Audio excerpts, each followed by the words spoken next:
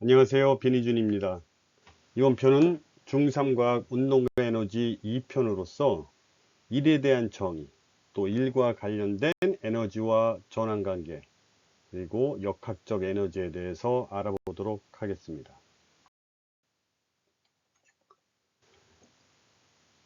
자, 그럼 과학에서 말하는 일의 정의는 무엇일까요? 그리고 우리가 현실 세계에서 말하는 일의 정의와 차이점은 어떻게 틀릴까요?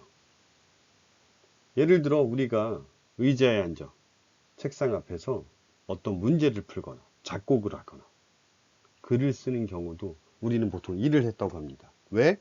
우리 에너지를 소모했으니까. 하지만 과학적으로 볼 때는 그 일의 양은 0입니다. 왜냐하면 과학에서는 내가 어떤 물체에 힘을 작용시키고 또 그 물체가 힘의 방향으로 이동했을 경우에만 일을 했다고 정의하고 있습니다. 그래서 일에 대한 공식은 내가 가해준 힘 곱하기 물체의 이동거리입니다. 단 어느 경우만 그 물체가 내가 가해준 힘의 방향으로 이동을 했을 경우에만 정의를 하고 있습니다. 자, 그런데 우리가 꼭 일을 한 경우만 있는 게 아니고 분명 물체가 움직였고 내가 힘을 줬고 하지만 일의 양이 0인 경우도 분명 과학적으로는 존재하고 있습니다. 자, 그래서 이번 페이지에서는 이런 경우를 세 가지로 나누어서 설명을 하고 있는데, 자, 위에서 일의 공식은 힘과 이동 거리라는 단순 명료한 변수가 필요한데, 자, 첫 번째는 힘이 0인 경우, 두 번째 이동 거리가 0인 경우, 세 번째 힘도 가해졌고 물체도 이동을 했지만 일이 0인 경우 세 가지로 나누어서 설명을 하고 있습니다. 자, 첫 번째는 작용하는 힘이 0인 경우라고 하는데, 운동 중에는 등속 운동이 있고 등가속 운동이 있다고 했습니다. 물론 등가속보다 더 나아가는 속도가 불규칙적으로 변하는 가속 운동도 있어요. 하지만 중3 단원에서는 제외시키기로 했죠. 자, 그럼 이 중에서 첫 번째 경우에 해당되는 것은 바로 등속 운동인데, 전제가 한 가지 있습니다. 마찰이 없다는 전제가 있어요. 자, 여기서는 우주 공간이라는 말인데, 우주 공간은 당연히 우리가 살고 있는 대기나 어떤 공기 중에 어떤 대기 중에 포함되어 있는 그런 입자들의 수가 극히 적기 때문에 거의 마찰이 없다고 볼 수 있습니다. 자, 이렇게 운동을 방해하는 마찰이 없는 상태에서 물체가 어떻게 운동을 할 때? 등속으로 운동할 때. 자, 우주선이 일정한 속력으로 날아가는 거 등속 운동입니다. 자, 이 경우에는 마찰이 없기 때문에 내가 움직이는 데 있어서 그걸 방해하는 어떤 저항이 없기 때문에 처음에 날아가던 속도는 관성에 의해서 계속 같은 속도로 날아가게 되어 있습니다. 이런 경우에는 처음에만 힘을 주었지 내가 우주 공간에서 물체를 밀고서 손을 떼어도 그때 도달한 속도로 끝까지 영원히 간다는 게 이론적인 정의입니다.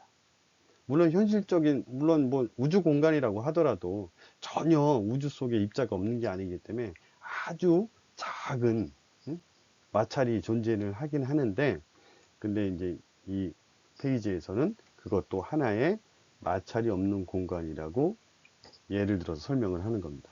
결국 무슨 얘기냐? 자, 마찰이 없는 공간에서 등속으로 이동을 한다는 것은 처음에만 힘을 줬지 그 이후에 이동하는 것은 관성에 의해서 이동하는 것이기 때문에 더 이상 힘이 필요하지 않습니다. 그래서 이 경우에는 물체는 움직여서 이동 거리는 변하지만 힘이 0이기 때문에 일의 정의로서 일의 양은 0으로 표현이 될 수 있습니다. 물론 얘네들이 마찰이 없다고 하더라도 등가속 또는 가속 운동으로 이동을 했다면 무언가 더 추가적인 힘을 줬기 때문에 가속이 일어나기 때문에 그건 일의 양에 해당되는데, 등속이라는 조건이 있는 경우에는 힘이 0인 경우로 일의 양이 0이 됩니다. 자, 두 번째는 어떤 물체가 너무 단단하거나 너무 무겁거나, 특히 여러분들이 지금 앉아있는 방이나 교실에 이 콘크리트 벽을 아무리 밀어보시죠. 우리가 슈퍼맨이 아닌 이상 이 벽을 움직일 수 없을 겁니다. 자, 이 경우에는 내가 엄청난 양의 힘을 가해줬지만은 결국 이동거리가 0이기 때문에 결국 1의 양은 0이 됩니다. 자, 그 다음에 이 세 번째 경우가 이제 좀 특이한 경우인데, 이 경우에는 내가 힘도 들었고 또 물체도 어떠한 방향으로 이동을 했습니다. 단 과학에서의 일은 내가 준 힘의 방향으로 물체가 이동을 해야 되는데 이 물체가 수직으로 이동을 했어요. 자, 내가 이 배낭을 들었다는 얘기는 중력에 대해서 반하는 윗방향으로 힘을 줬다는 얘기인데, 자, 이걸 갖고 걸어갔어요. 자, 이동거리는 수평으로 이동을 하고 있습니다. 자, 힘과 이동거리가 수직이 되면서 1의 양이 0이 되고 있습니다. 자, 이게 이제 왜 1의 양이 0인지는 제가 이제 요거 그림 설명 후에 다시 이제 설명을 해 드릴게요. 자, 그리고 두 번째, 뭐 인공위성이나 쥐불놀이. 어떤 물체를 이렇게 돌리면은 얘는 요 점에서의 순간적인 운동 방향이 요 원에 접하는 요 직선 방향으로 이동을 합니다. 운동을 하죠. 근데 이게 안쪽으로 잡아당기는 구심력이라는 게 있기 때문에 얘가 직선 운동을 하지 않고 여기서 방향을 틀어서 우리 눈에는 원 운동을 하는 것처럼 보이는 겁니다. 하지만 순간적인 요점, 순간적인 매 순간마다 이 물체의 운동 방향은 그 점에서 접하는 직선 방향으로 계속 이동을 하는 거예요. 그러면은 얘를 안쪽으로 잡아당기고 있는 구심력은 원의 중심을 향하고 있고, 그리고 이동 방향은 그 수직인 방향으로 이동을 하기 때문에 이것 또한 뭐예요? 힘의 방향과 이동거리의 방향이 수직인 경우입니다. 자, 그럼 이 세 번째 경우가 왜 1의 양이 0이 되는지는 이 설명을 한번 보시도록 하죠. 보통 1의 공식을 설명할 때 중학교 교과서에 나와 있는 설명은 수평면 위에 물체가 있을 때 F라는 힘으로 S만큼 이동을 시켰을 경우에 1의 양에 대해서 정의를 하고 있어요. 이 경우에는 힘도 수평면 오른쪽으로 작용을 하고 있고 이동도 그 힘의 방향과 평행하게 이동을 하기 때문에 단순히 W는 F 곱하기 S로 아주 간단하게 표현이 돼요. 그러면은 예를 들어서 내가 어떤 물체를 이렇게 비스듬하게 수평면에서 각도 어떤 일정한 각도로 비스듬하게 힘을 주는데 이게 S만큼 이동을 했을 때는 1의 양을 어떻게 구할까요? 자, 이때는 이 힘을 X방향 힘과 Y방향 힘으로 분해를 할 수 있는데, 자, 이동거리가 오른쪽 수평 방향이기 때문에 우리도 힘은 비스듬하게 줬지만 이 비스듬하게 주는 힘 중에서도 우리는 뭐만 필요해요? 오로지 X방향으로 작용한 힘만 필요해요. 그럼 이 삼각형에서 중심각의 각도가 세타일 때 이 X방향을 구하는 공식은 빗변 F 곱하기 코사인 세타가 되겠죠. 그럼 1의 공식은 실제로 내가 준 힘 중에서 X방향의 힘만 필요하기 때문에 F 곱하기 코사인 세타고, 그리고 움직인 거리, 이동거리 S가 됩니다. 자, 사실은 여기에 뭐가 빠진 거죠? 코사인 세타라는 게 빠졌다고 볼 수 있습니다. 근데 문제는 이 운동 방향과 힘의 방향이 수직인 경우에는 코사인 90도가 되기 때문에 코사인 90도는 값이 얼마죠? 0입니다. 그렇죠? 코사인 90도는 0이기 때문에 결국 1의 양은 F와 S의 어떤 값들이 들어오더라도 곱하기 0이기 때문에 결국 1의 양은 0이 됩니다. 한마디로 아무리 내가 힘을 가하고 어떤 물체가 어떤 방향으로 이동을 했다고 하더라도 그 방향이 수직인 경우에는 1의 양이 얼마다? 바로 0이 되게 되는 것입니다. 자, 그럼 이렇게 좀 특수한 경우들을 좀 더 알아보도록 할까요? 물론 지금 나오는 내용들은 뭐 선생님에 따라서 또는 교과서에 따라서 학교에 따라서 추가적으로 알려주는 곳도 있을 테고 안 알려주는 곳도 있을 테니까 그냥 참고로 알아두시면 편할 겁니다. 자, 계단을 올라가는 경우가 있어요. 계단을 올라가는 경우에 우리가 일한 양을 구해라 라고 한다면은 계단을 올라가는 경우에는 이동하는 방향이 두 가지 방향이 있습니다. 계단을 올라갈 때 Y방향으로 올라가는 이동거리 있겠지만 계단을 밟고 점점 올라가면서 X방향으로 이동하는 거리도 있어요. 자, 근데 중요한 건 W는 FS에서 내가 힘은 어느 방향으로만 줄까요? 자, 우리가 계단에 올라가는 이유는 높이 올라가기 위해서지 앞으로 가기 위해서보다는 높이 바로 수직으로 올라가기 위해서 계단을 올라가는 거죠. 자, 그러면 이거를 중력의 반대 방향인 위쪽으로 힘을 가해 주는 겁니다. 그러면은 이동거리도 X방향의 이동거리도 있겠지만 Y방향의 이동거리도 있어요. 그럼 이 경우에는 어떤 경우만 고려를 해줘야 돼요? 바로 Y방향, 수직 방향으로 이동한 거리만 고려를 해줘야 되겠죠. 그래서 나중에 시험 문제에서 계단 문제가 나오게 되면은 이 계단의 폭은 고려를 하지 말고, 그죠? 계단을 통해서 올라간 수직 높이만 고려를 해줘서 이 물체의 무게를 곱하면은 바로 내가 한 1이 나오겠습니다. 자, 이 빗변은 아까도 내가 이 전 페이지에서 설명했던 그런 설명이에요.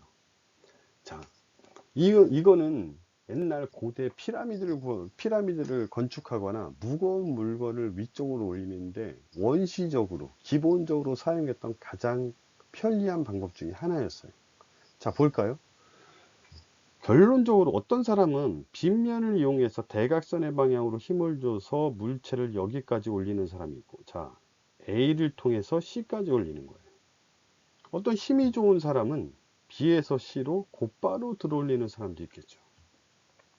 자, 그러면은 A라는 사람이 B라는 사람과 1의 양을 비교했을 때 결론적으로는 어떨까요? 똑같습니다. 왜? 내가 물체를 C까지 올리는 것은 기준면에서 H 높이만큼 올린 거예요. 그쵸? 근데 어떤 사람은 힘이 부족하니까 비스듬하게 힘을 줘서 더 긴 거리를 움직여서 올려놓은 거고, 어떤 사람이 힘이 좋으니까 짧은 거리를 움직였지만 더 무겁게 강한 힘으로 곧바로 수직으로 올린 사람이 있겠죠. 하지만 결과적으로 일의 양은 똑같습니다. 왜? 내가 힘을 비스듬하게 줬지만은 내가 여기서 필요한 힘은 어느 쪽 방향으로의 힘? Y축 방향으로의 힘만 고려를 할 테고, 거기에 이동한 거리 H를 곱해서 계산할 거고. 자, 이 경우에는 너무 간단하죠. 힘도 위로 줬고 이동도 위로 했으니까 바로 물체의 무게 곱하기 H 하면 바로 나겠죠. 자, 도구. 다음 얘는 도구를 이용한 건데, 우리가 지렛대를 이용하는 방법이 뭡니까? 옛날에 지구를 들어올릴 수 있는 아주 길다란 지렛대만 있으면 지구도 들 수 있다고 했죠. 자, 그 자신감이 어디서 나왔을까요? 바로 힘을 절약할 수 있기 때문입니다. 그쵸? 얘가 만약에 요 지렛대의 받침점의 위치가 가운데 있다면은 물체의 무게만큼 눌러야만 얘를 들어 올릴 수 있을 거예요. 하지만 지렛대 받침대의 위치를 물체 쪽에 가깝게 이동을 시킴으로써 내가 그만큼 많은 이동 거리를 움직였지만, 자, 얘는 여기서 요거밖에 안 움직였어요. 하지만 얘는 S만큼 더 많은 거리를 이동했지만은 더 적은 힘으로 이 물체를 들어 올릴 수 있습니다. 자, 도르래도 마찬가지예요. 이렇게 도르래를 수평으로 연결을 시키면은 거의 물체 무게에, 이 경우에는 6분의 1까지 줄여서 그 힘으로, 적은 힘으로 물체를 들어 올릴 수 있지만, 대신에 뭐가 늘어난다? 이 거리를 이 6배 당겨야 돼요. 6배. 이동 거리를. 그게 무슨 얘기예요?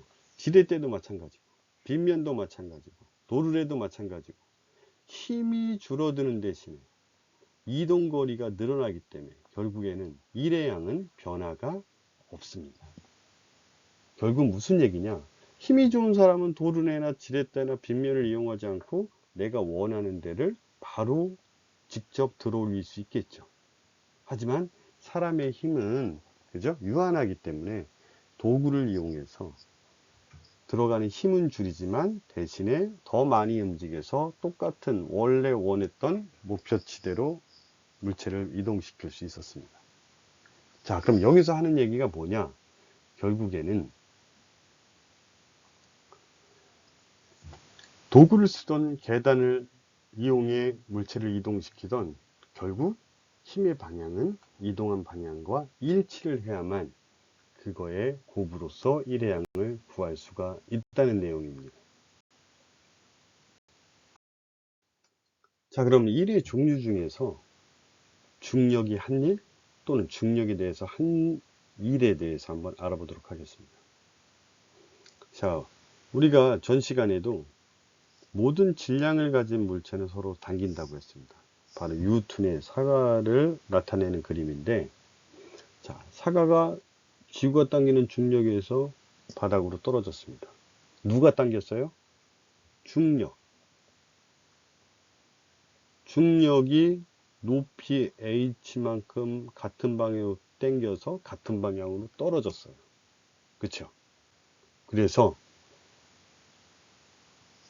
중력이 한 일은 중력의 크기 곱하기 떨어진 높이 h. 자, 근데 여기서 요 중력이 당긴 거는 중력의 크기는 얼마만큼 당겼냐면은 이 물체의 무게만큼 당겼어요. 무게만큼이지 질량만큼이 아니에요. 그렇죠? 그러면은 이 무게는 어떻게 나타나냐? 무게는 우리 저번 시간에 배웠던 중력 가속도처럼 중력 가속도 9.8에다가 물체의 질량을 곱해서 표현해요. 자, 그럼 이 무게는 또 뭘로 표현할 수 있어요? 지구가 이 물체를 당긴 중력의 크기라고 정의할 수 있습니다. 이건 물론 이제는 더 나아가면 F는 ma라는 그런 개념도 적용이 되고 좀 더 간단하게 다른 방식으로 설명을 할 수도 있는데, 지금 중학교 3학년 과정에서는 일단 무게는 그 물체를 당기는 중력의 크기와 같고 질량에다 중력 가속도 9.8을 곱해서 정의한다고까지만 이해를 하면 되겠습니다. 자, 그러면은 중력이 한 일은 무게 곱하기 떨어진 높이니까 무게는 질량에다 9.8을 곱했고 떨어진 높이는 h라서 요거는 바로 중력이 한 일의 크기 9.8 mh가 되겠죠. 자, 요 앞에 있는 9.8m은 무게 또는 중력의 크기, 그죠? h는 떨어진 높이. 자, 이게 나중에 뒷단에서 나오는 위치 에너지의 공식이 됩니다. 자, 근데 지금은 단순히 중력이 한 일까지만 알아보도록 하죠. 자, 두 번째. 자, 물체를 중력이 아래 방향으로 당기기 때문에 우리가 물체를 들어올리는데 힘이 들겠죠. 중력이 없다면 물체를 들어올리는데 힘이 전혀 안 들겠죠. 자, 그래서 우리는 이렇게 물체를 들어올렸을 경우에 중력에 대해서 일을 했다고 정의를 합니다. 자, 그럼 이 경우에는 당연히 내가 들어올리는데 필요한 힘 F에다가, 그쵸? 들어올린 높이 H로 곱하면 되겠죠. 근데 자, 그럼 힘이 얼만큼 들겠습니까? 힘이 질량만큼 들겠습니까? 아니면 무게만큼 들겠습니까? 자, 아까 무게를 어떻게 정의했죠? 물체를 잡아당기는 중력의 크기라고 했죠.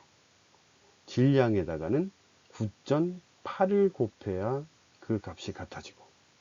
자, 한마디로 무슨 얘기냐? 이게 무게가 10N이라고 한다면은 이거를 지구가 10N으로 당기니까 우리는 10N만큼 위로 주어야지만 물체가 들어 올려지겠죠. 그렇죠?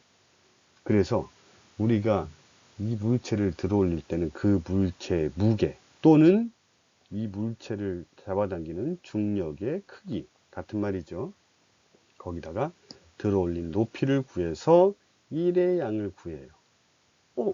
보니까 위에나 아래나 결국 뭐예요? 공식은 똑같아집니다. 결국 여기에서 필요한 거는 9.8m 중력 또는 물체의 무게, 거기 그만큼 힘을 주거나 또는 힘을 받고 있습니다. 자, 이 값은 나중에 다음 단원에서 나오는 위치 에너지의 공식으로도 쓰이니까 잘 외워두도록 합시다.